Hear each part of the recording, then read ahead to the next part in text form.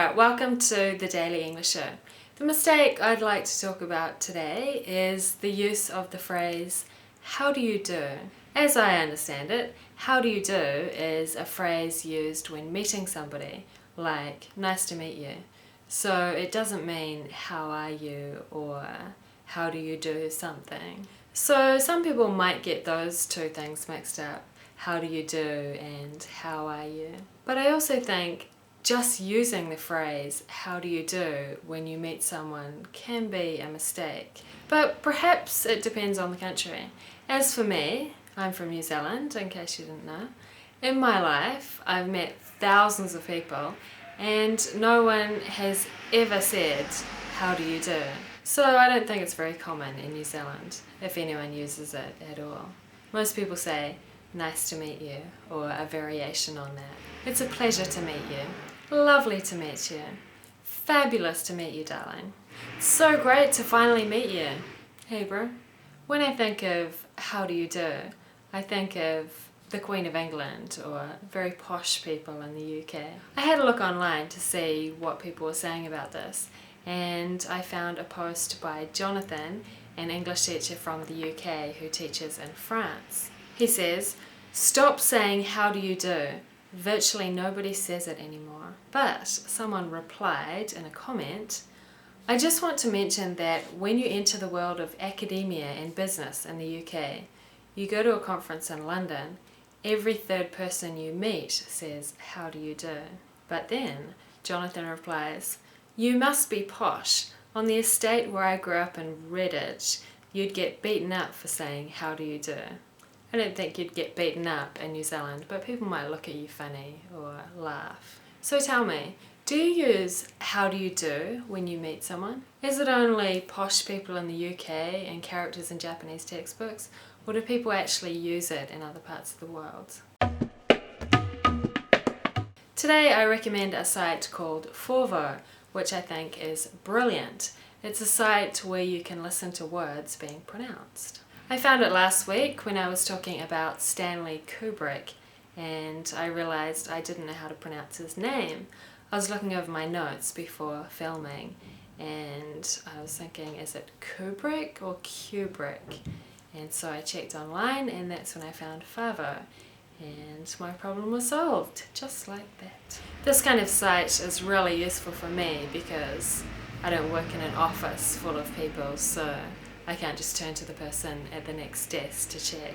And also because I live in Japan, I'm not surrounded by English, so I often forget how to pronounce things. And I think you'll find this site is useful for language study too.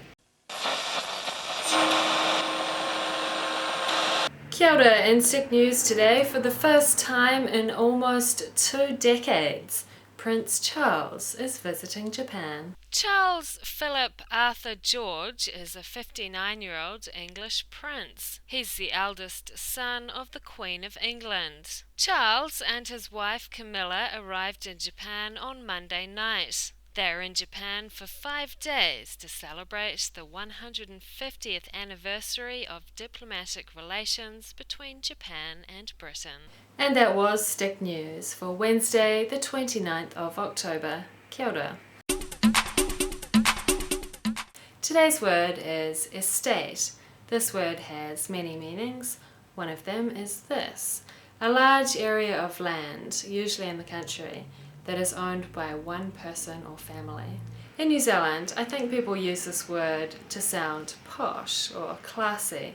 A lot of wineries use it in their name, like Villa Maria Estate, and also luxury accommodation like Stoneridge Estate.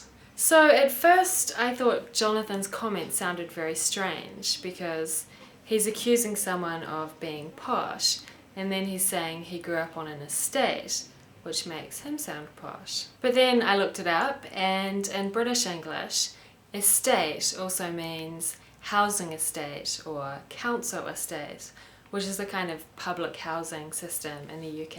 In New Zealand, this is called state housing. The government, or the state, owns some houses and they rent them to people who don't have much money.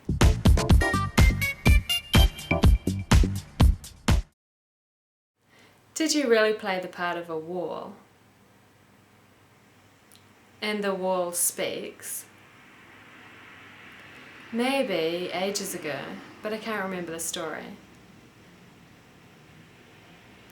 Okay. How many shows did you put on? Oh, so it wasn't a performance, you just read the lines. How many lines did the wall have? I'm sure you made a great wall.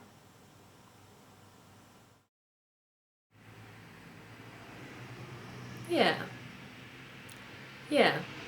It's a play within a play. Have you seen A Midsummer Night's Dream?